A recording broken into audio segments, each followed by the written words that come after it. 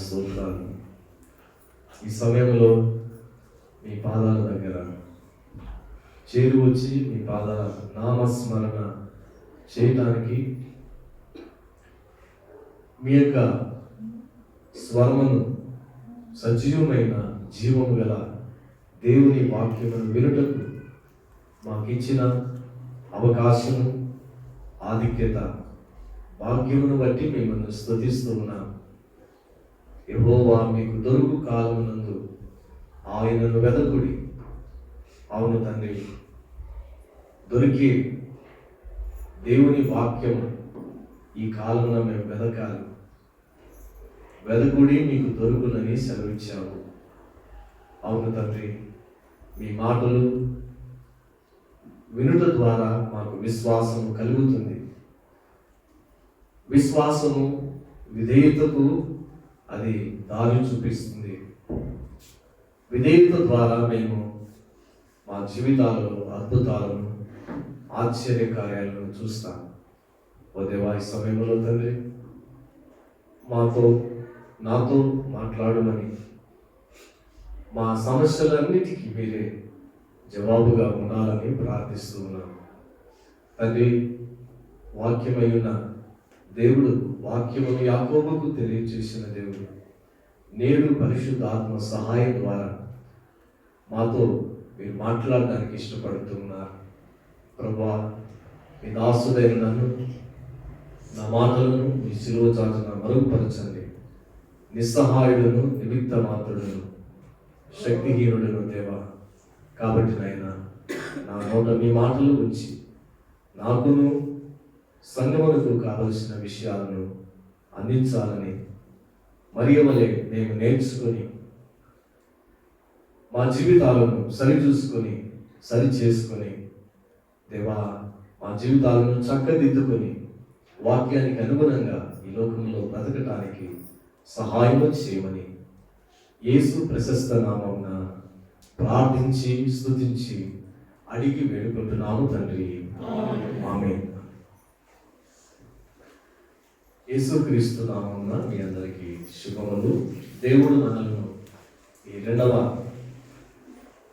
ఆదివారం ఫిబ్రవరి మాసంలోనికి దేవుడు ప్రవేశపెట్టాడు. దేవునికి మహిమ, కీర్తి, ప్రభావం కలుగును గాక. ఈ దినమున మన అంశాన్ని ధ్యానం చేసుకుందాం. You are running for what? దేని కొరకు ఈ లోకములో నువ్వు పరిగెత్తుచున్నావు అనే విషయాలలో 7 విషయాలను మనము ధ్యానం చేసుకున్నాం. మొదటి పాఠ్యభాగము 1 కొరింథీయులకు రాసిన పత్రిక, the book of 1 Corinthians 9th chapter 24th verse. 1 కొరింథీ 9వ అధ్యాయం 24వ వచనం. చివరి యొక్క భాగంలో అటువలే మీరు బహుమానము పొందునట్లుగా పరిగెత్తుడి. బహుమానము పొందునట్లుగా పరిగెత్తుడి.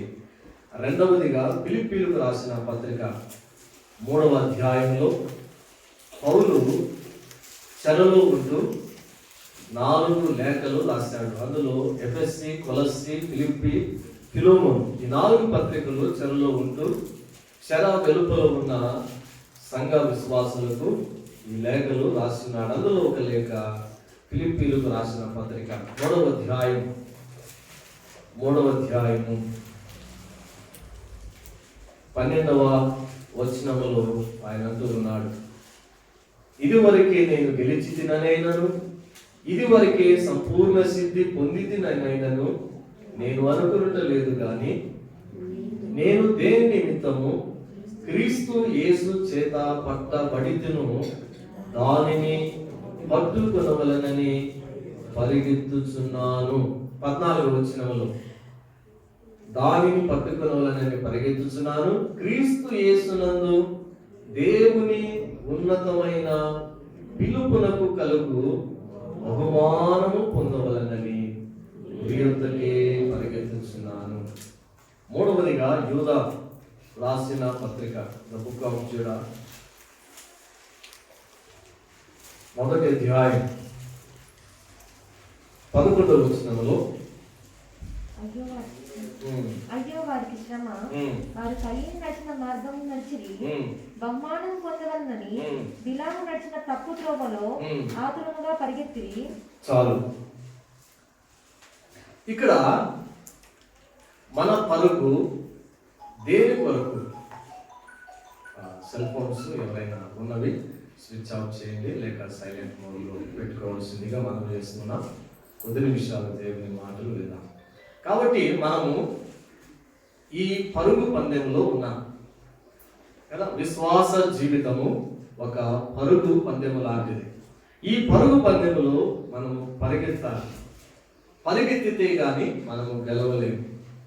మన ఆత్మీయ జీవితంలో మనము పరలోకానికి మనము పరిగెత్తాలి. కాబట్టి రకరకాలుగా ఈ లోకంలో పరిగెత్తుతూ ఉన్నారు. ఉరుకు పరుగులో ఉంటున్నాం కదా. ఈ దినాల్లో మనం చూస్తే ఉద్యోగస్తుల్ని లేచింది మొదలుకొని వంట చేసుకోవాలా, టిఫిన్లు చేసుకోవాలా, లంచ్ చేసుకోవాలా, పిల్లలకి పెట్టాలా, భర్తకు పెట్టాలా, లేక భార్యకు పెట్టాలా, మళ్ళా ఏం చేయాలా, ఆఫీసులకి ఉరుకు పరుగులతో పరిగెత్తాలి. పిల్లలైతే ఇక పొద్దున, సాయంకాలము, రాత్రి. అప్పుడప్పుడు సిటీస్లో చూస్తే 4 గంటలకే నీకు శ్రీ చైతన్య నారాయణ కాలేజీలకి పరుగని బ్యాగ్లు వేసుకొని పరిగెత్తుతుంటారు. ఎందుకు? కోచింగ్లకి వెళ్ళాలి. కాబట్టి విద్యార్థులు దేనికోసము? చదువుల కోసం, జ్ఞానం కోసం, మంచి ర్యాంక్స్ను పొందాలని లేచింది మొదలుకొని సాయంకాలం వరకు పరుగులు. ఉద్యోగస్తులు కూడా ఏమిటి? ఉద్యోగ విధి నిర్వహణలో పాల్గొనటానికి వారు పరుగులు. వ్యాపారస్తులు వారు కూడా వ్యాపారాలు ఇంకా డెవలప్ చేసుకోవాలి, ఇంక్రీజ్ చేసుకోవాలి, ఇంకా అనేకమైన వాటిని మనము రీచ్ కావాలనే గోల్తో వ్యాపారస్తులు వాళ్ళు ఏం చేస్తున్నారు? వారు ఉరుకులు పరుగులు పెడుతున్నారు. కాబట్టి ఈ విధంగా అన్ని రంగాలలో ఉన్నవారు ప్రతి దినము కూడా ఉరుకు పరుగులతో మన జీవనము ఆ విధంగా కొనసాగుతున్నారు. నిజమే, మనము పరిగెత్తాలి. పరిగెత్తే ప్రపంచంలో మనం పరిగెత్తాలి. పోటీ తత్వము నెలకొని ఉంది. వ్యాపార రంగంలోనైనా, ఉద్యోగ రంగంలోనైనా, చదువు రంగంలోనైనా. ఆ విధంగా అన్ని రంగాలలో కూడా పరిగెత్తితేనే కానీ మనం అనుకున్న లక్ష్యాలను, గురిని, గమ్యాన్ని చేరలేము. ఆ విధముగానే మన ఆత్మీయ జీవితంలో కూడా మనము పరిగెత్తాలి. అందుకే బైబిల్ అంటుంది, పరిగెత్తుడి, పరిగెత్తుడి. పౌలు 2 విషయాలు రాశాడు కదా. ఒకటి, మీరు పరిగెత్తుడి అంటాడు. ఫిలిప్పీలో అంటాడు, నేను పరిగెత్తుచున్నాను అంటాడు. యూదా రాసిన పత్రికలో బిలాము ఆయన పరిగెత్తాడు. ఇక్కడ 2 విషయాలు మనం చూస్తాం. పరిగెత్తడంలో తప్పు త్రోవల్లో పరిగెత్తే వారు ఉన్నారు. రెండవదిగా మంచి త్రోవల్లో లేక మంచి మార్గంలో పరిగెత్తే వారు ఉన్నారు. తప్పు త్రోవల్లో పరిగెత్తే వారు లోకంలో మనం చూస్తున్నాం. అప్పుడప్పుడు ఒలింపిక్స్లో కానీ లేక అనేకమైన ఏషియన్ గేమ్స్లో కానీ పరిగెత్తుతారు, మెడల్స్ పొందుకుంటారు. తర్వాత వాళ్ళని టెస్టులు పంపితే డోపింగ్ టెస్టుల్లో ఏమని తెలుస్తుంది? తీసుకొని కదా డ్రగ్స్ అవి తీసుకొని వాళ్ళు వేగంగా పరిగెత్తి మెడల్స్ పొందుకొని ఆఖరికి మెడల్స్ను వెనక తీసుకోవడం, వారిని సస్పెండ్ చేయడం, వాళ్ళ దేశానికి ఏమిటంటే అవమానం. ఈ విధంగా అనేకమైన సంఘటనలు ఒలింపిక్స్లో కానీ మిగిలిన అథ్లెటిక్స్లో కానీ ఇవన్నీ కూడా జరగడం మనం చూస్తూ ఉన్నాం. అంటే ఆ అడ్డుదారుల్లో ఒక విధంగా అడ్డుదారుల్లో తప్పు త్రోవల్లో పరిగెత్తి లాభం పొందాలి. అడ్డుదారుల్లో పరిగెత్తి గమ్యాలను రీచ్ కావాలని లోకంలో ఉన్న మనుషులు ఆ విధంగా చేస్తూ ఉన్నారు. అందుకే యూదా రాసిన పత్రికలో బిలామును గురించిన మాట ఏదంటే, బిలాము నడిచిన తప్పు త్రోవలో ఏం చేసినారంట? ఎట్లా పరిగెత్తారంట? ఆతురముగా పరిగెత్తిరి. ఆతురముగా పరిగెత్తిరి అని బైబిల్లో వ్రాయబడినది. పేతురు రాసిన రెండవ పత్రిక 2వ అధ్యాయం ఎందుకు ఆయన ఆతురముగా పరిగెత్తాడంటే 16వ వచనం, 2 Peter 2nd chapter 16th verse. ఆ బిలాము దుర్నీతి వలన కలుగు బహుమానమును ప్రేమించాడు. బహుమానాలు పొందాలి, కానీ ఎట్లంట? నీతి వలన బహుమానం పొందాలి, న్యాయము వలన బహుమానం పొందాలి, ధర్మము వలన బహుమానం పొందాలి. కానీ బిలాము ఎవరు? ఆయన ఇశ్రాయేలీయులకు ఒక ప్రవక్త. ఈ ప్రవక్త దేవుని యొక్క చిత్తానుసారంగా కాక మరి ఆ బాలాకు రాజు ఇచ్చే కానుకల కోసం, బహుమానము కోసము, డబ్బు కోసము ఆశపడి దేవుని ప్రజలైన ఇశ్రాయేలీలను శపించటానికి గాడిద ఎక్కి వెళుతూ ఉన్నాడు.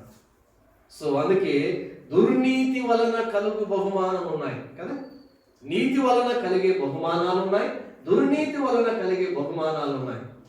దుర్నీతి వలన ఇవి ఎలా కలుగుతాయి? లోకము ద్వారా, లేక నాయకుల ద్వారా.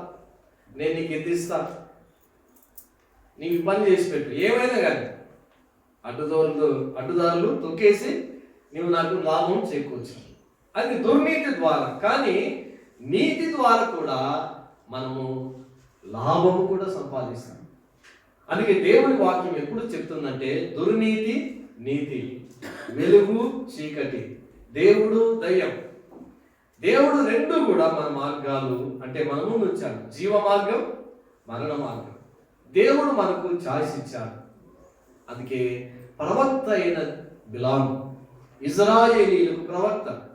కానీ ఇజ్రాయేలీల ప్రవక్తగా ఉండి ఒక అన్యరాజు మోయాబు రాజు, ఆ రాజు ఇచ్చే బహుమానాలను ఆశించి దేవుని ప్రజలైన ఇశ్రాయేలీలను దూషించటానికి, శపించటానికి ఆయన ఆశపడి ఇష్టపడి వెళుతూ ఉన్నప్పుడు దేవుడు ఏం చేశాడు? మార్గ మధ్యములో ఆయన గాడిద ద్వారా మాట్లాడించాడు. ఎవరి ద్వారా? గాడిద ద్వారా. అనేక సార్లు గాడిదను వాడని పదం ఉండదు, మా ఇంట్లో రోజు వాడతారు. జాగ్రత్త మాట్లాడలేదు ఇట్లా గాడిద అంటారు. కాబట్టి ప్రతి ఇంటిలో కూడా గాడిద అనే పదము ఊత పదంగా మారిపోయింది. ఇంకో పదం ఏమిటో కానీ గాడిద అనేది ఈజీగా మనం దాన్ని వాడుతున్నాం. అటు టీచర్స్ కానీ, ఇటు ఇంట్లో పేరెంట్స్ కానీ, ఈ విధమైన రంగాల్లో మనం వాడుతూ ఉన్నాం.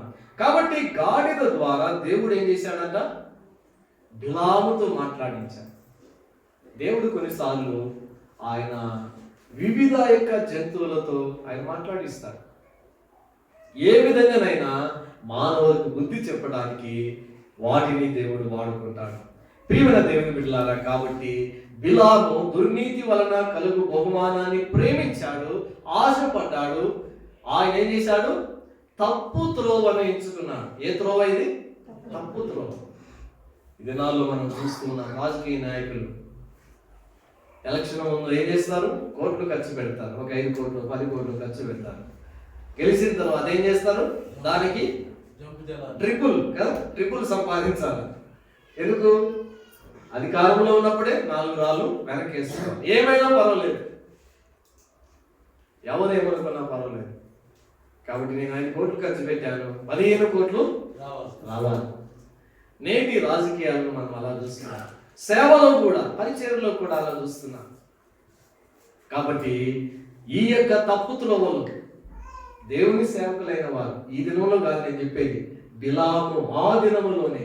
ఈయన ఎవరు? ఒక ప్రాఫెట్, ప్రవక్త. అంటే దేవుని యొక్క స్వరాన్ని విని దేవుని మాటను ప్రజలకు వినిపించే వాడే ప్రవక్త. ప్రవక్త ఎవరికి భయపడ్డు. అందుకే అనేక సార్లు యెహోవా ఇలాగూ సెలవిచ్చుచున్నాడు. ఇది నా మాట కాదు, నా మాట అయితే నీవేమైనా చేయగాని దేవుని మాటగా నేను చెప్తున్నాను. అది రాజుకి కష్టమైన, రాజుకి ఇష్టమైన, దేవుడు చెప్పింది ప్రవక్త చెప్పాలి. ఒక విధంగా ప్రవక్త ఏమిటంటే రాజు దగ్గర భోజనం తిని, రాజు దగ్గర బట్టలు ధరించుకొని, రాజు ఇచ్చే ఆశ్రయమును పొంది ఆ దినాలలో రాజుకు ప్రవచనాలు చెప్పేవారు. ప్రాఫిట్స్ అంటారు.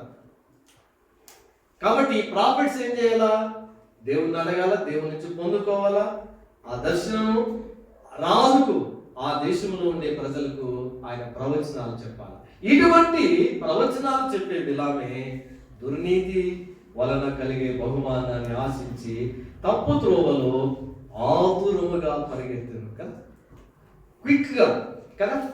అనతి కాలంలోనే, కొద్ది కాలంలోనే మనం కోటీశ్వరులు అయిపోవాలి, లక్షాధీశ్వరులు అయిపోవాలి, అన్నీ పొందుకోవాలి, అన్నీ సంపాదించుకోవాలి, అన్నీ అనుభవించాలి. ఏమిటి? ఆతురముగా. తప్పు త్రోవల్లో పరిగెత్తేవారు ఆతురముగా పరిగెత్తాలి. ఎందుకు తెలుసా? 5 సంవత్సరాలు ఉంటాం, తర్వాత ఉంటాము లేదు. కాబట్టి ఈ క్విక్గా 5 సంవత్సరాల్లోనే, అధికారం ఉన్నప్పుడే, స్థానంలో ఉన్నప్పుడే, ఆ పొజిషన్లో ఉన్నప్పుడే మనం సంపాదించాలి. బైబిల్ అంటుంది ఓపికతో పరిగెత్తుడి కదా. ఆతురము, ఓపిక. ఎబ్రీ 12వ అధ్యాయం 3, 4, 5 వచనాలలో విశ్వాసమునకు కర్తయు దానిని కొనసాగించు వాడునైనా యేసు వైపు చూచుచు మన ఎదుట ఉంచబడిన పందెములో ఎట్లా పరిగెత్తాలంట? ఓపికకి ఆపోజిట్ ఏమిటి? ఆతురం. ఆతురంగా పరిగెత్తే వాళ్ళందరూ కూడా త్వరగా త్వరగా త్వరగా త్వరగా త్వరగా లాభము, త్వరగా డబ్బు సంపాదించాలి, త్వరగా మనం లక్ష్యాలు తీసుకోలేదు, త్వరగా మనము అనేకమైన వాటిని ఇక్కడ ఉండగానే మనం పొందుకోవాలి. కానీ దేవుని వాక్యం అంటుంది విశ్వాసమునకు కర్తయు దానిని కొనసాగించు వాడనైనా యేసు వైపు చూచుచు మన ఎదుట ఉంచబడిన పందెములో, మన ఎదుట ఉంచబడిన పందెములో కదా, పందెములు. కాబట్టి మనము పందెపు రంగమందు ఉన్నాము. మనము పరిగెత్తాలి. గెలవాలంటే పరిగెత్తాలి. పరిగెత్తడానికి అవసరమైన సూత్రం ఏమిటంటే పేషెన్స్. ఏం కావాలి? ఓర్పు, సహనం కావాలి. ఓర్పు సహనం లేకుండా పరిగెత్తితే మనం అనుకున్న లక్ష్యాలను, గమ్యాలను చేరలేము. అయితే ఈ పరిగెత్తే ప్రపంచంలో మనకు ఆదర్శాన్ని ఎవరిని ఉంచుకోవాలా? ఎబ్రీ 12 మొదటి 2 వచనాల్లో విశ్వాసానికి కర్త దానిని కొనసాగించు వాడునైనా ఎవరి వైపు చూడాలంట? యేసు వైపు చూచొచ్చు. ఆతురంగా పరిగెత్తే వాళ్ళందరూ ఎవరి వైపు చూస్తారు? అబ్బో ఆయన కోటీశ్వరుడు అయ్యాడు, ఎట్లా అయ్యాడు కదా, ఆయన వైపు చూడదు. ఆయన ఇలా సంపాదించాడు, ఎలా అయ్యాడు? సో మనం కూడా అలా కావాలి. మనుషుల వైపు చూసి కదా, రాజకీయ నాయకుల వైపు చూసి, లోకస్తుల వైపు చూసి ఆ విధంగా నేను కూడా అవ్వాలంటే ఏం చేయాలా? పరిగెత్తాలి. ఈ పరిగెత్తడంలో ఏమిటంటే అక్కడ నీతి అవసరం లేదు, న్యాయం అవసరం లేదు, ధర్మం అవసరం లేదు, దుర్నీతి. ఎలాగైనా మనము ఆతురంగా పరిగెత్తి దాన్ని పొందుకోవాలి, దాన్ని చేజిక్కించుకోవాలి, దానిని మనము పొందుకోవాలి అనే ఆశతో పరిగెత్తుతూ ఉంటాం. కాబట్టి పరిగెత్తడానికి ఆదర్శము ఎవరంటే యేసే. కాబట్టి గెలవాలంటే పరిగెత్తాలి. పందెపు రంగంలో పరిగెత్తడానికి అవసరమైన సూత్రం ఏంటంటే ఓర్పు, సహనం అవసరము. పరిగెత్తడానికి మనకు ఆదర్శము ఏమిటంటే ఎవరు? ఏ బోధకుడు కాదు, ఏ పాస్టర్ కాదు, ఏ సంఘ పెద్ద కాదు, ఏ బిషప్ కాదు, ఏ పోపు కూడా అంతకంటే కాదు. ఎవరంట? విశ్వాసానికి కర్త, the author of our Jesus కదా. ఆయనే విశ్వాసానికి కర్త. రెండవది దానిని కొనసాగించు వాడునైనా. కొనసాగించేది ఎవరంటే ఆయనే. అందుకే ఆయన వైపే చూస్తూ మనము లోకంలో పరిగెత్తాలి. ప్రియమైన దేవుని బిడ్డలారా, అయితే అంతములో ఏముందంట? మనకు అంతములో ఏముంది? బహుమానం ఉంది. అంతములో ఏముంది? ఆనందం ఉంది. అంతములో ఏమున్నాయి? రివార్డ్స్, అవార్డ్స్ ఉన్నాయి. ఎప్పుడు? గమ్యాన్ని, లక్ష్యాన్ని మనము ఛేదించిన తర్వాతనే చివరిగా మనము బహుమానాలను పొందుతాం. అథ్లెటిక్స్ కదా, అథ్లెటిక్స్లో పాల్గొనే అథ్లెట్స్ ముందుగానే స్టార్టింగ్ సగం బయలుదేరి ఆగిపోయి నాకు ఇచ్చేసి గోల్డ్ మెడల్ అంటారా పక్కగా అంటారు కదా. ఎప్పుడు అందరితో పాటు నీకు పరిగెత్తాలి, పరిగెత్తి గురి గమ్యాన్ని లక్ష్యాన్ని కదా అందరికంటే ముందుగా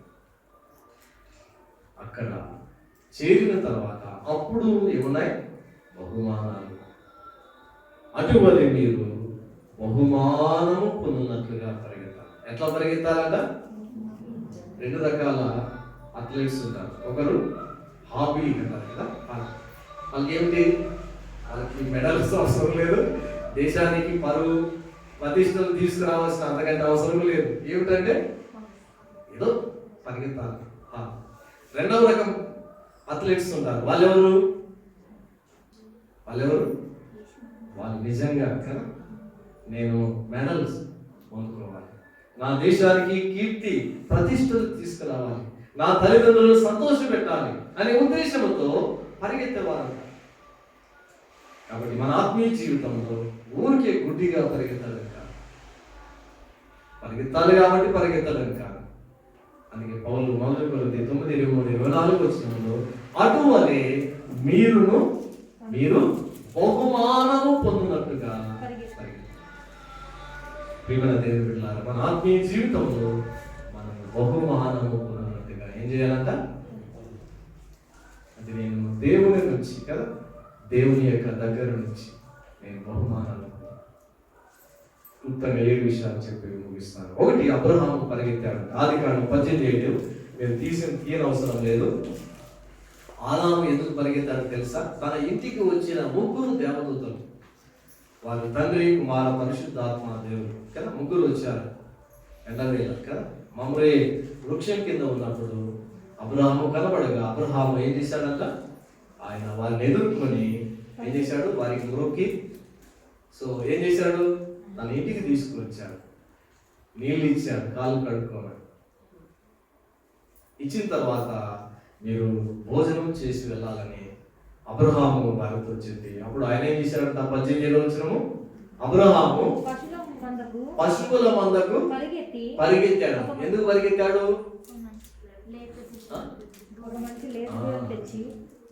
అప్పటికి అబ్రహాము వయసు ఎంతో తెలుసా? 80 సంవత్సరాలు. ఇప్పుడు కదా 30-40 కాగానే అబ్బా పరిగెత్తలేములే, కాళ్ళు వస్తాయి, మోకాళ్ళు వస్తాయి కదా. అబ్రహాము 80 వయసులో కూడా ఆయన ఏం చేశాడంట? తన ఇంటికి వచ్చిన అతిథులకు ఆతిథ్యం ఇవ్వడానికి, వారిని సంతృప్తి పరచడానికి పశువుల మందకు పరిగెత్తి ఒక మంచి లేత దూడను తెచ్చి పనివానికి అప్పగించాడు. అబ్రహాము యొక్క ఇంటెన్షన్ మనం చూస్తాం కదా. నా దగ్గరకు వచ్చిన అతిథులకు, నా దగ్గరకు వచ్చిన దేవుని బిడ్డలకు నేను బెస్ట్వి ఇవ్వగలను. అందుకే లేత దూడ అంట కదా. తప్పిపోయిన కుమారుడు తండ్రి దగ్గరకు వచ్చినప్పుడు ఏమి ఇచ్చాడంట? ఇది ఏ దూడను వధించాడు? కొవ్విన దూడ కదా. కొవ్వు లేనిది కాదు కదా, లేకపోతే మొసలిది కాదు, కొవ్విన దూడ. ఇక్కడ లేత దూడ. ఆ విధంగానే మనము బైబిల్లో చూస్తాం. కయీను కంటే హేబేలు ఏ బలి అర్పించాడంట? శ్రేష్టమైన బలి అర్పించాడు. కాబట్టి దేవునికి ఎప్పుడైనా మనం ఇచ్చేవి ఎలా ఉండాలా? గుడ్ కాదు, బెటర్ కాదు, బెస్ట్ అయి ఉండాలి. Not good, not better, but best. అందుకే హేబేలు కయీను కంటే శ్రేష్టమైన, ఒకటి తొలిచూలు, రెండవది క్రొవ్వినది.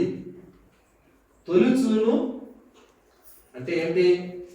బాగా యవనంలో పుట్టిన ఆ యొక్క గొర్రెను కదా. కాబట్టి తీసుకొని వచ్చాడు, దాన్ని వధించాడు. అది క్రొవ్విన వాటిని అర్పించాడు. అందుకే దేవుడు ఆయన హృదయం అంటే అక్కడ ముఖ్యం అర్పణ కాదు, ఏమిటంటే ఆయన ఉద్దేశం, ఆయన అర్పణ. దేవునికి నేను ఏమైనా మంచిది ఇవ్వగలనా?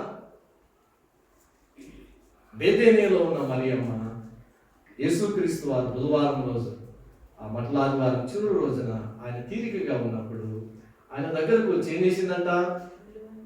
విలువైన అత్తరు జటామాంసి, విలువైన అత్తరు జటామాంసి తీసుకుని వచ్చి, ఆ దినములో ఒక స్త్రీ సంవత్సరం అంతా కష్టపడి పనిచేసి పోగు చేసుకున్న ధనాన్ని వేపరిచి అచ్చ జటామాంసి అత్తరు తీసుకుని వచ్చి పగలగొట్టి ఏం చేసిందంట? యేసయ్య పాదాలకు పూసి. అందుకే ఈయన మంచి కార్యము చేసిన కాబట్టి దేవునికి ఇచ్చేవి శ్రేష్టమైనవి ఇవ్వాలి. అందుకే అబ్రహాము కూడా ఏం చేశాడంట? లేత దూడ, తప్పిపోయిన కుమారుడు తండ్రి దగ్గరకు వచ్చినప్పుడు తండ్రి ఏం చేశాడంట? కొరువిన దూడ. హేబేలు కూడా దేవునికి అర్పణ ఇచ్చేటప్పుడు తొలిచూలు వాటిని, క్రోవిన వాటిని ఏం చేశాడంట? బలిగా అర్పించాడు. ఆ విధంగానే మరియ కూడా విలువైన అత్తరు జటామాంసి దేవుని యొక్క సన్నిధికి తీసుకుని వచ్చి అర్పించింది. కాబట్టి హాస్పిటాలిటీ కదా, అబ్రహాము యొక్క పరుగు ఏంటంట? ఆతిథ్యము ఇవ్వడానికి పలకై. ఆయన మందకు పరిగెత్తాడు. మందలో నుంచి లేత దూడనే తీసుకొచ్చాడు, పనివారికి అప్పగించాడు. పనివాడు దాన్ని వధిస్తే ఆ వధించిన దానిని శారమ్మకి ఇచ్చాడు. శారమ్మ ఏం చేసింది? వాళ్ళు అంటారు నీవే చేయదు కదా, ఎవరు ఇది నల్లట్లే వాళ్ళు ఉన్నారు కదా, నువ్వే తీసుకొని వచ్చావు, నువ్వే వంట చేసేసావు. కాబట్టి కొన్ని బాధ్యతలు ఎవరి ధర్మాలు వారు నిర్వర్తించాలి, ఎవరి ధర్మాలు వారు నిర్వర్తించాలి. సో అబ్రహాము పరుగు ఏమిటంటే దేవుని బిడ్డలకు, దేవుని దాసులకు, దేవుని యొక్క దూతలకు నేను బెస్ట్వి ఇవ్వాలి, హాస్పిటాలిటీ. రెండవగా బైబిల్లో యొక్క పరుగును మనం చూస్తాం. సంఖ్యాకాండం 16వ అధ్యాయం, సంఖ్యాకాండం 13వ అధ్యాయం 16వ అధ్యాయం 47వ వచనం చదవండి. సంఖ్యాకాండం. అహరోను ధూపార్తిని చేత పట్టుకొని, అహరోను ధూపార్తిని చేత పట్టుకొని ఆయన ఏం చేశాడంట? 47వ వచనం. మోసే చెప్పినట్లు మోసే అహరోను వాటిని తీసుకొని సమాజం మధ్యకు పరిగెత్తి పోయినప్పుడు తెగులు జనులలో మొదలు పెట్టి ఉండేను. కాగా అతడు ధూపం వేసి ఆ జనుల నిమిత్తము ప్రాయచిత్తము చేసెను. అతడు చచ్చిన వారికి బ్రతికిన వారికి మధ్యన నిలబడగా తెగులు ఆగెను. ఎవరు? ఇజ్రాయేలీయులు. సనుగుచ్చు ఉన్నారు, గొనుగుచ్చు ఉన్నారు. మార్గాయాసము చేత ఆహారం లేదు, నీళ్లు లేవు, చవి సారములు లేని ఈ అన్నాలు మాకొద్దు, మేము పోతాం ఐగుప్తుకి, అక్కడ చేపలు ఉన్నాయి, ఉల్లిపాయలు ఉన్నాయి, దోసకాయలు ఉన్నాయి, వంకాయలు ఉన్నాయి కదా, బీరకాయలు ఉన్నాయి, అవే మాకు మేలు అని అనుకునొచ్చు సనుగుచ్చు ఉన్నప్పుడు దేవుడు ఏం చేశాడంట? తెగులు వారిలో కలుగజేశాడు. కొంతమంది చచ్చారు. అప్పుడు మోసే అహరోనుతో అన్నతో అంటాడు, అన్నా నీవు ధూపార్తిని తీసుకుని వెళ్ళి ఆ ధూపార్తిని బలిపీఠపు నిప్పులతో నింపి ధూపము వేసి సమాజము నిమిత్తము ప్రాయశ్చిత్తము చేయమంటే, అప్పుడు ఈ యొక్క అహరోను కూడా, అహరోనుకి 5 సంవత్సరాలు తెలుసా? మోసే 40 years ఎక్కడున్నాడు? ఫరో ప్యాలెస్ లో ఉన్నాడు. సెకండ్ 40 years ఎక్కడ? మిడియన్ డెజర్ట్ కదా, మిద్యాను అరణ్యంలో ఉన్నాడు. తన మామ గొర్రె మందలను మేపుతున్నాడు. అప్పటికి 80 years, మోసేకి 80 years. మరి మోసే కంటే పెద్దవాడు అహరోను. కానీ అహరోను తన తమ్ముడైన మోసే చెప్పినట్టు ఏం చేశాడంట? ధూపార్తిని చేత పట్టుకొని ధూపార్తిలో బలిపీఠం యొక్క నిప్పులని నింపి ఆయన ఎక్కడికి పరిగెత్తాడంట? సమాజము మధ్యకు, ఇశ్రాయేలీల సమాజం మధ్యకు పరిగెత్తాడు. చస్తే చావలే, వీళ్ళు ఎప్పుడు గునుకుంటుండేవారు, సనుకుంటుండేవారు. చావని సగం మంది చావని, గునిగేవారు, సనిగేవారు అని అనుకోలేదు మోసే. అహరోను కూడా ఆ విధంగా అనుకోలేదు. 80+ లో ఉన్న అహరోను సమాజం మధ్యకు పరిగెత్తి ధూపము వేసి ఆ జనుల నిమిత్తము ప్రాయశ్చిత్తము చేశాను. అందుకే చచ్చిన వారికి బ్రతికిన వారికి మధ్యను నిలబడ్డాడట కదా, పాప ప్రాయశ్చిత్త. అందుకే అటోన్మెంట్ అంటారు ఇంగ్లీష్లో మాట కదా. పాప ప్రాయశ్చిత్తం చేశాడట. ఇక నేను పరిగెత్తకపోతే ఇంకా చస్తాను, అనేక మంది చస్తారు. ఎందుకంటే దేవుని కోపము అంత తీవ్రంగా ఉగ్రత ఆ ఇజ్రాయేలీల మీదకి వచ్చింది. కాబట్టి సమాజం మధ్యకు పరిగెత్తి ధూపం వేసి చచ్చిన వారికి బ్రతికిన వారికి మధ్య ఏం చేశాడంట? నిలవబడి యేసయ్య కూడా ఆయన కుడి ఎడమ వైపు శిలువ మీద వేలాడబడిన దొంగల మధ్య ఆయన వేలాడబడి మన కోసం పాప ప్రాయశ్చిత్తం చేశాడు. అందుకే దేవుడు మనకు రక్షణ ఇచ్చాడు. అందుకే తెగులు ఆగెను. పరిగెత్తాడు, ఏం చేశాడు? వారికి వీరికి మధ్య నిలవబడ్డాడు. నిలవబడడం ద్వారా తెగులు. కాబట్టి ఈ లోకంలో లోకానికి కదా, లోకానికి మనం ఏం చేయాలా? దేవునికి మధ్య ఏం చేయాలంట? మధ్యవర్తిగా మనం ఉండాలి. అందుకే దేవుడు మనల్ని ఈ లోకంలో ఆయన ఉంచినాడు కదా, రోగుల కోసం, పాపుల కోసం, దిక్కుమాలిన వారి కోసం, అందరి కోసం ఏం చేయాలి? మనము పాప ప్రాయశ్చిత్తం చేయాలి. దాని అర్థం ఏమిటంటే ఏంటో తెలుసా? విజ్ఞాపనం చేయడం, ప్రార్థన చేయడం మనం చేయాలి. అందుకే యేసయ్య శిలువలో మన గురించి తండ్రికి ఏం చేశాడంట? విజ్ఞాపన చేశాడు. నేను కూడా ఆయన విజ్ఞాపన చేస్తూనే ఉన్నాను. మనము కూడా ఈ లోకంలో బ్రతికిన విశ్వాసుల కోసము, ఆత్మీయంగా చచ్చిన ఎందరో ఉన్నారు, వాళ్ళు బ్రతికున్నామని అనుకుంటున్నారు. అందుకే ఒక సంఘం అంటాడు, నీవు జీవించుతున్నావన్న పేరు మాత్రం ఉన్నది కానీ నీవు మృతుడవే. సో అలాంటి వారి మృతుల పట్ల మనం ఏం చేయాలంట? నిలవబడాలి, పరిగెత్తాలి. ఇక మూడవదిగా దావీదు పరిగెత్తాడంట. 119 కీర్తన 32 కీర్తన 132 త్వరగా చదవాలి. నా హృదయమును నీవు విశాలపరిచినప్పుడు నేను నీ ఆజ్ఞల మార్గమున పరిగెత్తాను. ఎట్లా అంట? దావీదు దగ్గర పరిగెత్తాడంట? ఆజ్ఞల మార్గమున. నా హృదయమును నీవు విశాలపరచునప్పుడు నీ ఆజ్ఞల మార్గమున. దావీదు పరుగు దేనికోసం అంట? దేవుని ఆజ్ఞల మార్గమున నడుచుకోవాలి. అందుకే ఆయన ప్రతి దినము కూడా దేవుని స్తుతించేవాడు, దేవుని ప్రార్థించేవాడు, దేవుని వాక్యాన్ని ధ్యానించేవాడు. 3 సార్లు కదా, meditate and pray and praise కదా. 3 సార్లు ఏమో వాక్య ధ్యానం, 3 సార్లు ఏమో ప్రార్థన, 7 సార్లు ఏమో స్తుతి. అంటే దినం వరకు 7 మార్లు నేను స్తుతించుతున్నాను. రాజు అయింది కదా, ఒక రాజు అయింది ఎన్నిసార్లు అంట? 3 సార్లు ప్రార్థన, 3 సార్లు వాక్య ధ్యానము, 7 సార్లు దేవుని స్తుతి. ఎంత టైం అయింది? ఎంత టైం వెచ్చించినండి? చాలాసార్లు మనకు బైబిల్ చదువుకోవడానికి సమయం ఉంటుంది, ప్రార్థన చేయడానికి సమయం ఉంటుంది, దేవుని స్తుతించడానికి అసలే సమయం ఉంటుంది. ఏదో 4 మాటలు చదువుకోవాలా, ఆమేన్ అని బయలుదేరారు. దావీదు రాజుగా ఉండి దేవుని ఆజ్ఞల మార్గం ఆయన పరిగెత్తారు. 4వదిగా దేవుని యొక్క పరిశుద్ధ గ్రంథంలో జక్కయ్య లూకా 19వ అధ్యాయం 4-6 వచనాల్లో జక్కయ్య యేసును చూడగోరి అతను ఏం చేశాడంట? యేసును చూడవలనన్న ఆశ కలిగి ఆయన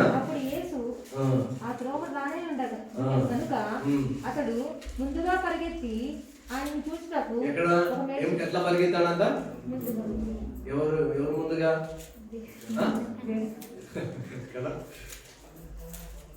ముందుగా పరిగెత్తి. ఎందుకు? యేసయ్య వచ్చాడనుకో వెళ్ళిపోతాడు ఆయన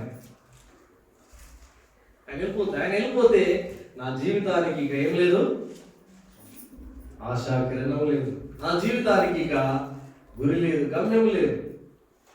కాబట్టి యేసు ఆ త్రోవను రానయ్యున్నాడని ఎరిగి ఎవరో చెప్పగా విన్నాడు. విన్న వెంటనే ఆయన విశ్వాసం కలిగింది, నేను యేసును చూడాలి. ఆశ మాత్రమే కాదు కదా, చాలా మందికి చర్చికి రావాలని ఆశ ఉంటుంది, కానీ సరైన సమయానికి ఆశ ఉంది, బెడ్ మీద కూర్చునే ఆశ ఉంది కదా, ఇల్లు చేరి మీద కూర్చొని ఆశ ఉంది, కానీ సమయానికి రా. జక్కయ్యలో విశ్వాసం, జక్కయ్యలో విధేయత, జక్కయ్యలో ఏమిటి ఆశ. ఈ ఆశ ఏం చేసిందట? జక్కయ్యను పరుగులు పెట్టించింది. ఎక్కడ? యేసును చూడాలన్న ఆశ కలిగి ఆయన యేసు రాకముందే నేను అక్కడికి రీచ్ కావాలి. యేసు రాకముందే పాస్టర్ గారు వచ్చిన తర్వాత పోదాం కదా, మీటింగ్స్ అన్ని సెంట్రైజ్ చేసిన తర్వాత వెళ్దాంలే కాదు ప్రియులారా. కాబట్టి అతడు ముందుగా పరిగెత్తాడు కదా, వెనక్కి పరిగెత్తలేదు కదా. ఆయన ఏజ్ వచ్చిన తర్వాత పరిగెత్తింటే ఇక అయిపోయాడు. ఆయన జీవితానికి ఇక మోక్షం లేదు, ఆయన జీవితానికి ఆశాకిరణం లేదు. కాబట్టి ముందుగానే పరిగెత్తి. మన ఆత్మీయ జీవితంలో దేవునికి, దేవుని సన్నిధికి, దేవుని యొక్క సహవాసానికి మనం ఏం చేయాలా? ముందుగా కాబట్టి ముందుగా పరిగెత్తి. ఎందుకు? యేసును చూడాలి. దావీదు కూడా 63 నాకు తీరవసరం లేదు. ఏమంటాడు? దేవా నా దేవుడు, నీవే వేకువనే నేను వెతుకును, నీ బలమును నీ ప్రభావమును చూడవలనని పరిశుద్ధ ఆలయమందు నేనెంతో ఆశతో నీ తట్టు కనిపి. ఎవరు వచ్చినా రాకపోయినా నేను చర్చికి వచ్చి ప్రార్థన చేసుకోవాలి కదా. దేవుని సన్నిధిలో నేను సమయం గడపాలి అనే ఆశ మనకు. దావీదు అంటాడు కదా, నీ పరిశుద్ధ ఆలయమంతో నేనెంతో ఆశతో నీ తట్టు కనిపెట్టి ఉన్నాను. జక్కయ్య ధనవంతుడు, జక్కయ్య అధికారంలో ఉన్నవాడు, ఆ దినాల్లో ఇన్కమ్ ట్యాక్స్ కలెక్టర్ అన్నమాట ఆయన. కానీ ధనవంతుడు అన్న విషయం, నేను ఒక విఐపి అన్న విషయం అవన్నీ మర్చిపోయాను. పరిగెత్తుంటే జనాలు ఏమనుకున్నారు కదా, ఏంట్రా వీడు ఇట్లా పరిగెత్తున్నాడు, ఎవరు ఏమనుకున్నా పర్వాలేదు, కానీ నేను యేసును చూడాలి. ఈ దినము ఆయన చూడకపోతే ఇక నాకు భవిష్యత్తు లేదు, నా జీవితానికి అర్థం లేదు. కాబట్టి పరిగెత్తారు.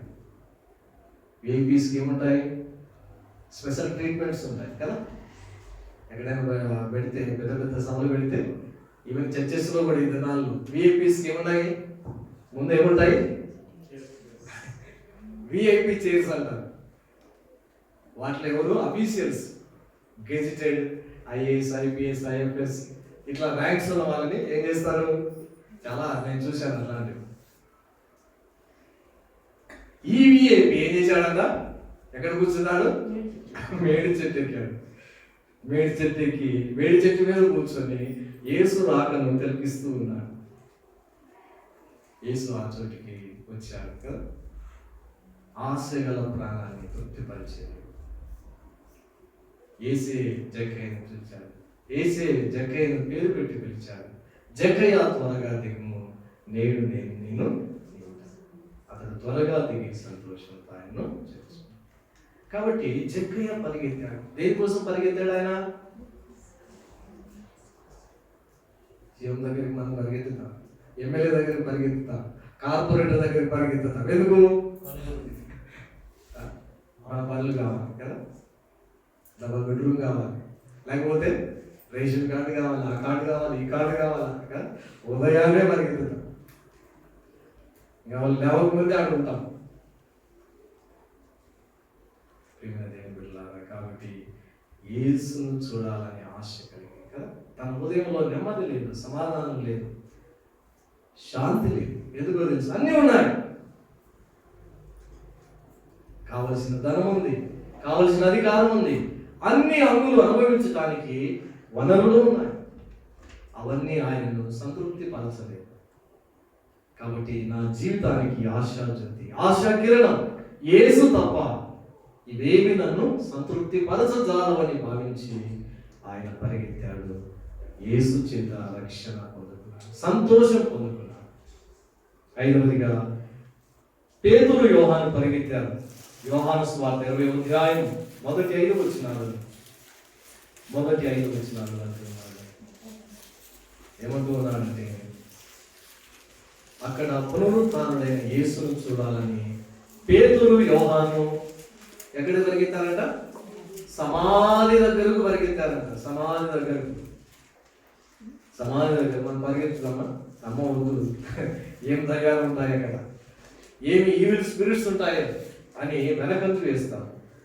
సమాధిలో ఉన్న యేసును చూడాలని సీమోను పేతురు, ఆ విధంగా ప్రియ శిష్యుడైన యోహాను వీరిద్దరూ పరిగెత్తుతున్నారు. 20-4 వారిద్దరూ కూడి పరిగెత్తుచుండగా ఆ శిష్యుడు పేతురు కంటే త్వరగా పరిగెత్తి ముందుగా సమాధి ఎదుకు వచ్చాడంట. ఎందుకు పరిగెత్తారు వీళ్ళు? ఎందుకు పరిగెత్తారు? ఒక విధంగా ఏంటంటే యేసయ్య సమాధిలో ఉన్నాడా లేదా, లేచాడా లేదా, వాళ్ళకు మాటలు ఉన్నాయి, మనసులు, నేను 3వ దినం లేస్తానని. కాబట్టి సజీవుడైన యేసును చూడాలని వారు పరిగెత్తారు. అందుకే వారిద్దరూ కూడి పరిగెత్తుతుంటే శిష్యుడైన యోహాను పేతురు కంటే త్వరగా పరిగెత్తాడు. ఎందుకు త్వరగా పరిగెత్తాడు?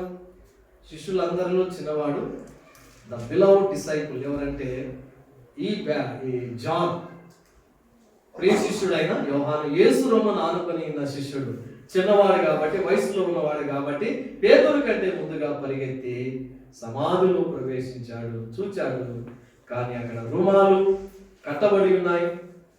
మరి చూచి వారు ఏం చేశారంట? నమ్మిరి. ప్రియమైన దేవుని బిడ్డలారా, ప్రియ శిష్యుడైన యోహాను పేతురు కూడా పరిగెత్తారు. ఎందుకోసమో తెలుసా? పునరుత్థానుడైన యేసును. ఈ దినాల్లో మనం చూడాల్సింది ఎవరిని? చచ్చిన వారిని కాదు. ఎవరిని? సజీవుడైన దేవుని చూడాలి. సజీవుడైన దేవుడు. అది ఆయన ఇక్కడ లేడు. తాను చెప్పానంటే మీరు వెళ్ళి మీకంటే ముందుగా ఆయన వెళ్తారు. సో మీరు అక్కడ ఆయన చూస్తారు.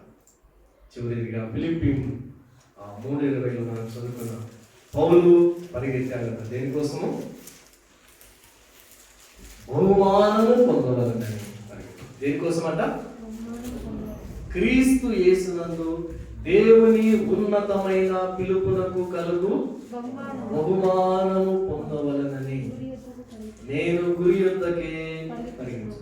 క్రీస్తు యేసునందు దేవుని ఉన్నతమైన పిలుపునకు. దేవుడు నన్ను పిలిచాడు కదా. దేనికోసం పిలిచాడు? ఒక్కొక్కరిని దేవుడు పిలుస్తాడు కదా. ఒకరిని ఉద్యోగం చేస్తూ సేవ చేయమని, ఒకరిని సంపూర్ణ సేవ చేయమని పిలుస్తాడు. పిలుపులో రకరకాలుగా ఉన్నాయి. కాబట్టి నేను ఎలా పిలిచినా నీ అల్టిమేట్ గోల్, టార్గెట్ ఏమై ఉండాలా?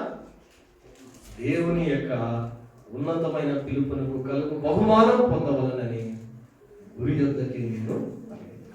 పౌలు యొక్క ఆశ, కోరిక ఏమిటంటే దేవుని యొక్క బహుమానాలు.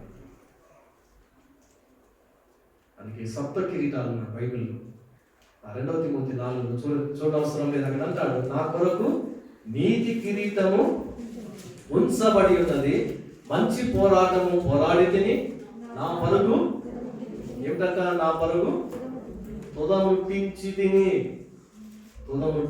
అనే చక్కటి మాటలు తిమోతికి రాసిన పత్రిక 4వ అధ్యాయం 2 తిమోతి 4వ అధ్యాయం 7వ వచనంలో మంచి పోరాటం పోరాడి తిని నా పరుగు కడముట్టించింది. కాబట్టి మనం ఇప్పుడు ముట్టించామా? ముట్టించలేదు. ఈ పరుగులో ఉన్న ఓర్పుతో సహనముతో పరిగెత్తుతూ ఉన్నాం. అయితే పౌరులాగా మనము బహుమానము కోసము ఏం చేయాలంట? పరిగెత్తాలి. నీతి వలన కలిగే బహుమానం. విలాములాగా కాదు కదా, తప్పు త్రోవలో కాదు, ఆతురముగా కాదు. కాబట్టి నా పరుగు కడముట్టించితిని, నా విశ్వాసమును కాపాడుకుంటుని, నా కొరకు నీతి కిరీటం. ఎవరి కోసం అంట? నా కొరకు నీతి కిరీటం. నా కొరకే కాదు, ఏమిటంట? తన ప్రత్యక్షతను అపేక్షించు వారికి అందరికీ అనుగ్రహిస్తాడంట దేవుడి కిరీటాలు. అయ్యో, ఇక్కడైతే 3 ఇస్తాను. నువ్వు 100 మంది పరిగెత్తు, ఇచ్చేదండి గోల్డ్, వెండి, సిల్వర్, అంతేనా? కాంసం కదా, బంగారు, వెండి, కాంసం. అక్కడ మరి అక్కడ కూడా అన్నీ ఉంటాయంటే లేదు, అక్కడ ఉన్నాయి. అక్కడ అందుకనే 2 తిమోతి 4:8 అంటాడు, ఆ దినమందు నీతి గల న్యాయాధిపతి అయిన ప్రభువు అది నాకు మాత్రమే కాకుండా తన ప్రత్యక్షతను అపేక్షించు కొందరికి అందరికి 100 మంది పరిగెత్తితే కదా 100 మందికి ఆయన ఇస్తాడు. ఆయన పక్షపాతి కాదు. ఇక్కడ పరిగెత్తితే 3 ఉంటాయి. నీవు ఎంతైనా పరిగెత్తు కదా, 3. 100 మంది పరిగెత్తారా, 1000 మంది పరిగెత్తుతారా, 3 ఉంటాయి. కానీ అక్కడ ఏమిటంట, తన ప్రత్యక్షతను అపేక్షించు వారికి అందరికీ కూడా ఆయన అనుగ్రహిస్తాడు. నీతి కిరీటం, జీవ కిరీటం, మహిమ కిరీటం, వాడబారని కిరీటం. ఈ విధంగా బైబిల్లో అనేకమైన కిరీటాలు దేవుని బిడ్డలారా. కాబట్టి పౌలు యొక్క ఆశ, కుతూహలం ఏమిటంటే నేను పరిగెత్తాలి కదా, దేవుని కొరకు పరిగెత్తాలి, నీతి కిరీటాన్ని పొందుకోవాలని పరిగెత్తినట్టుగా మనం చూస్తాం. ఏదైనా ఆలైంది. 7వదిగా అపోస్తుల కార్యం 8:30 అక్కడ ఒక ఫిలిప్ అనే ఒక ఎవాంజలిస్ట్ పరిగెత్తాడు. ఇంట్లో ఊర్లో ఉన్నాడు. అకస్మాత్తుగా ఆత్మ ఆయన ఏం చేసిందంటే గైడ్ చేసింది. ఆత్మ గైడ్ చేసి, నీవు ఫలానా నపుంసకుడు ఆయన యెరూషలేముకు వెళ్తున్నాడు, సో ఆయన కలుసుకొని, అపోస్తుల కార్యం 8వ అధ్యాయం, the book of acts 8th chapter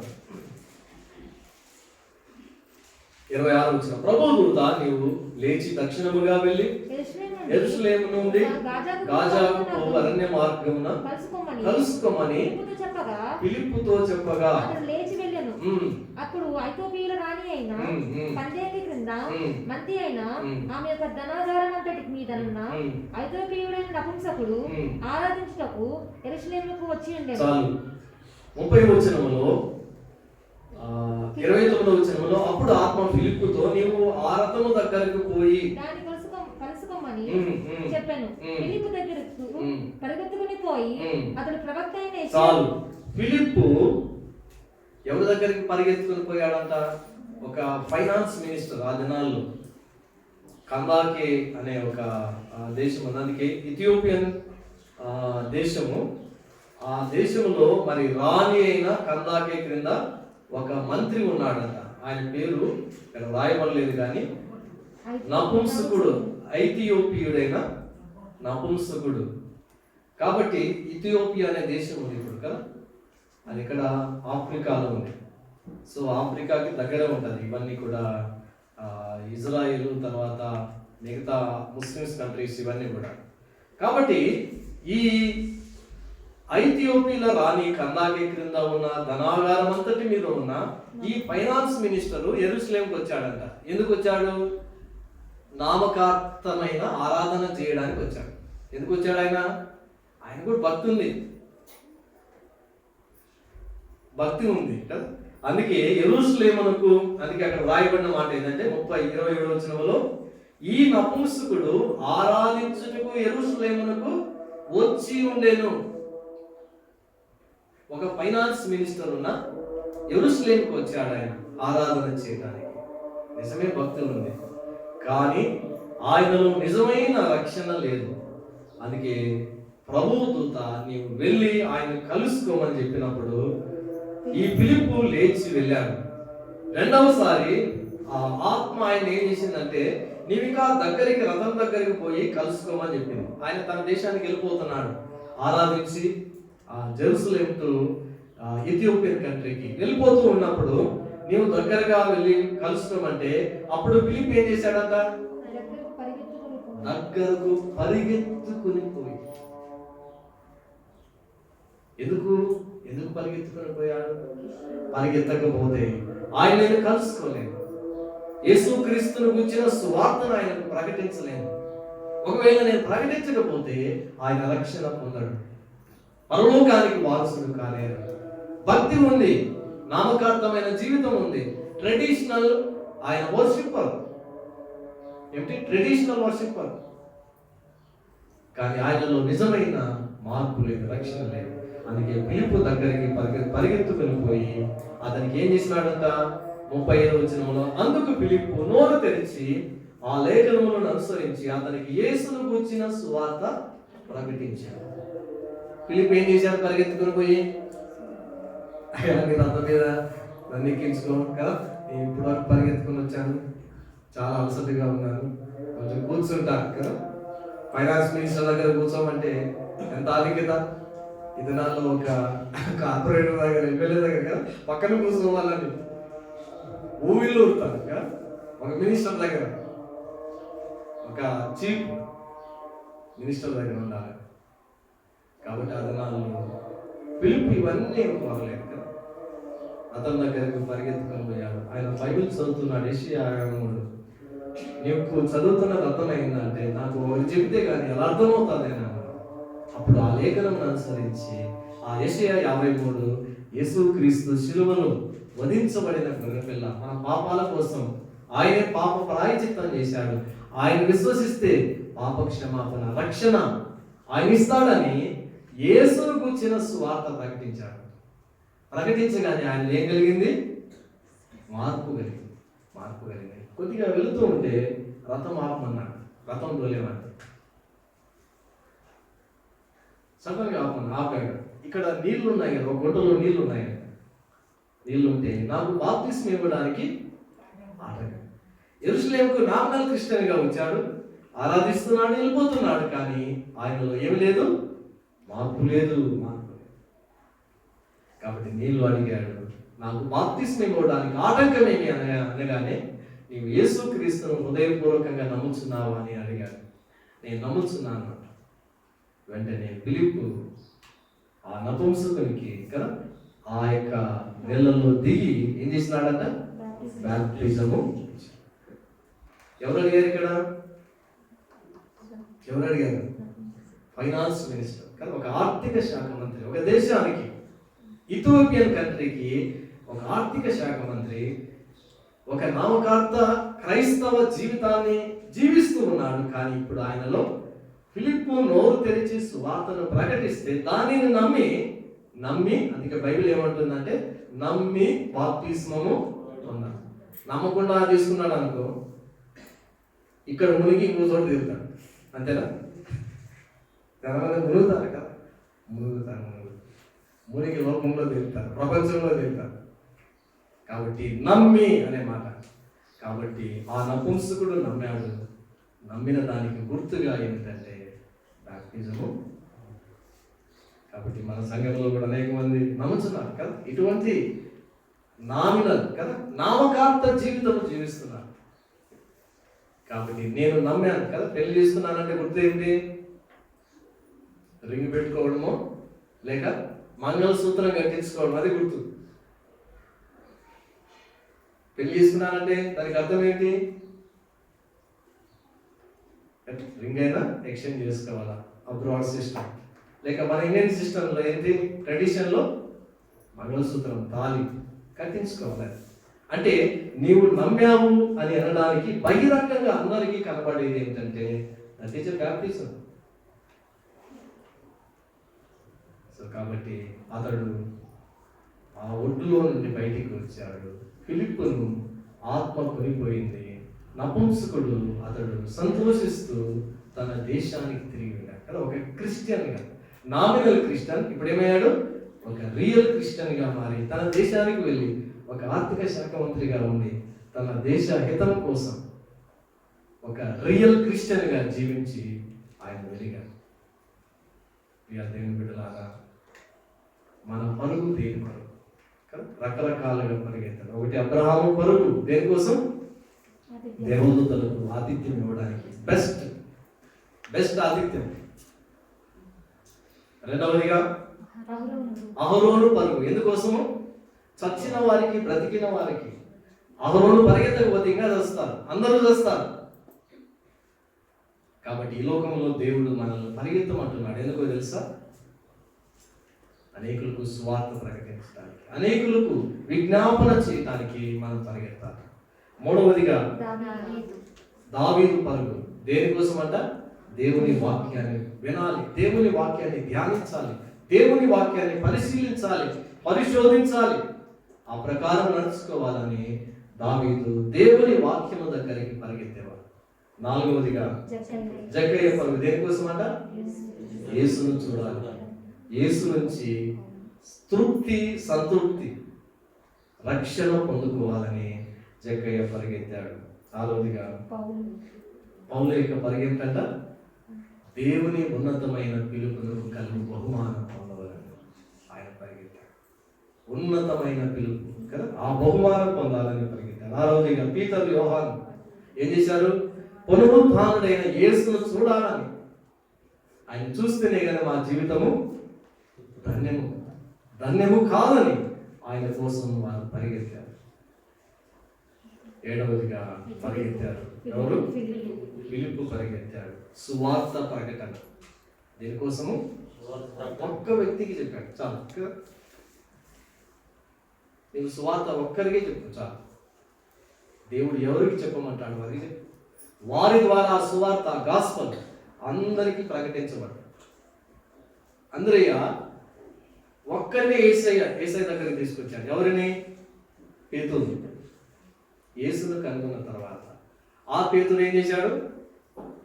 వేల మందిని ప్రభు దగ్గరికి నడిపించాడు కదా.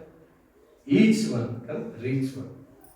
మనం ఒక్కొక్కరిని కదా ప్రభు దగ్గరికి నడిపించాలి. ఈ సంవత్సరం దేవా నేను పరిగెత్తాలి, లేచి వెళ్ళబడతాను, ప్రార్థన చేస్తాను.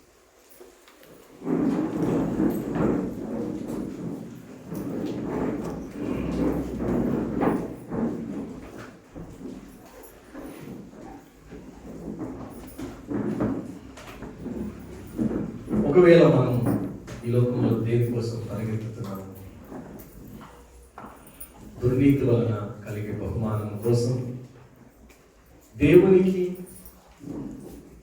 ప్రవక్తగా ఉంటూ అడ్డుదారులు బాలాకు ఆశ చూపే బహుమానాలను ఆశించి ఇజ్రాయేలీలను శపించడానికి గాడిద మీద బయలుదేరాడు. అవును, దుర్నీతి వలన కలుగు బహుమానమును ప్రేమించి తప్పుత్రోవను ఆతురముగా పరిగెత్తారు. ఆతురంగా పరిగెత్తే వాళ్ళందరూ తప్పుత్రోవలేదు. కానీ నీతి వలన కలిగే బహుమానాన్ని ప్రేమించేవారు ఓర్పుతో, సహనముతో వారు పరుగు పందెంలో పరిగెత్తుతారు. మన పరుగు దేనికోసం? 7 విషయాలు విన్నా. దేవా ఈ సంవత్సరం నేను నీకు ఆతిథ్యం ఇవ్వాలి. రెండవదిగా చచ్చిన వారికి, బ్రతికిన వారికి అనగా విశ్వాసులు, అవిశ్వాసుల గురించి నేను పరిగెత్తి వారి కోసం విజ్ఞాపన చేయాలి, పాప ప్రాయశ్చిత్తం చేయాలి.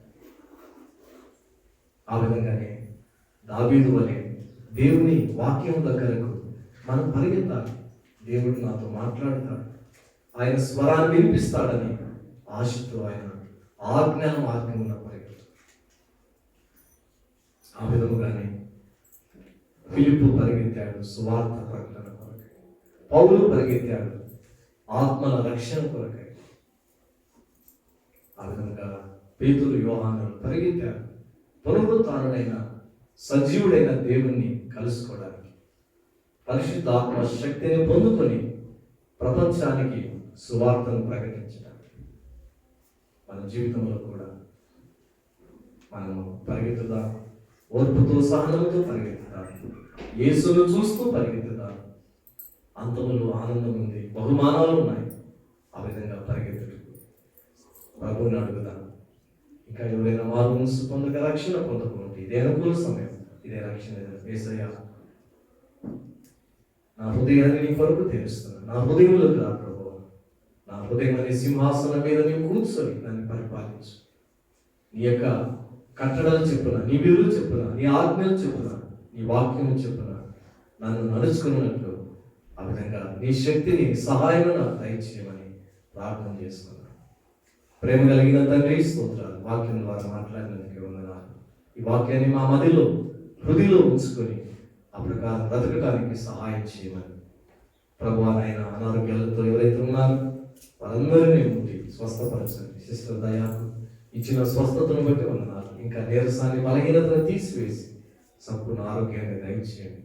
ఇంకా ఎందరైతే ప్రభువా అనేకమైన చిన్న చిన్న అనారోగ్యాలు, ఆ విధంగా ప్రభువా నాయన వృద్ధాప్యమును బట్టి కలిగే అనారోగ్యాలు, ఈ యొక్క కోవిడ్ యొక్క పరిస్థితులను బట్టి అనారోగ్యాలు ఎందరో బాధపడుతున్నారు. వారందరినీ కూడా మీరే ముట్టి స్వస్థపరిచి బాగు చేయాలని ప్రార్థిస్తూ వచ్చిన మీ బిడ్డలందరినీ దీవించండి. ఈ వాక్యాన్ని ప్రభువా మేము నెమరు వేసుకుంటూ మా అనుదిన జీవితంలో మీకు అనుగుణంగా బ్రతకడానికి సహాయం చేయమని దేవా, మరి చిల్డ్రన్ స్కూల్స్కి వెళ్తున్నారు, వారిని మీరే కాపాడండి. ఎగ్జామ్స్ కోసం 10th ఇంటర్మీడియట్ డిగ్రీ, ఆ విధంగా మరి జాబ్స్ కోసం కాంపిటేటివ్ ఎగ్జామ్స్ రాయిపోతున్నారు. దేవా, మీ బిడ్డలకు వివేచన, తెలివి, జ్ఞానమును దయచేయండి. ఉద్యోగాలు చేస్తున్నారు, వారాంతంలో కూడా వారికి మీరు తోడుగా ఉండండి. ప్రయాణాల్లో వారి ఉద్యోగ విధి నిర్వహణలో వివేచన, జ్ఞానం వారికి దయచేయాలని ప్రార్థిస్తున్నాం. ప్రభువా, ఎవరికి ఏ సమస్యలు, కష్టాలు ఉన్నాయో ఎరిగిన దేవుడు, వారి సమస్యలకు జవాబుగా ఉండాలని, గర్భఫలాలు లేని వారికి గర్భఫలాలు దయచేయండి. అవిధంగా అవివాహితులైన వారి జీవితాలు, కిరణ్ మరి మేరీ భవిష్య వారి జీవితాల్లో దేవా శుభకార్యాలను జరిగించాలని ప్రార్థిస్తున్నాం. సహాయం చేయండి, కనికరించండి, కృప చూపించండి దేవా. ఆ విధంగానే ప్రభువా, వృద్ధులైన వారికి ఆరోగ్యం దేవా వారికి అనుగ్రహించి ఆదరణతో నింపాలని, ఇది నా అనేక సంఘాలు ప్రపంచంలో ఎక్కడున్నా, ఇళ్లలో కానీ, సంఘాల్లో కానీ, మైదానంలో కానీ, పూర్వగుడిసెల్లో కానీ, ఆయన పేరిట ఆయన నామం నా కూడి వారు చేరి ఆయన ఆరాధించి స్తుతించి గణపరుస్తూ ఆయన వాక్యాన్ని వింటూ ఉన్నారు. వారందరినీ కూడా దీవించాలని ప్రార్థిస్తూ దేవానైనా ఈ సంవత్సరం అంతా కూడా దేవా మాకు ముందుగా మీరు నడవాలని, మీ యొక్క దక్షిణ హస్తంతో మమ్మల్ని దేవా మరి ఆదుకొని ఆదరించాలని ప్రార్థిస్తూ మా ప్రభువును మీ ప్రియకు మాటను యేసయ్య పరిశుద్ధ నామమున ప్రార్థించి అడిగి వేడుకుంటున్నాము తండ్రి. ఆమేన్.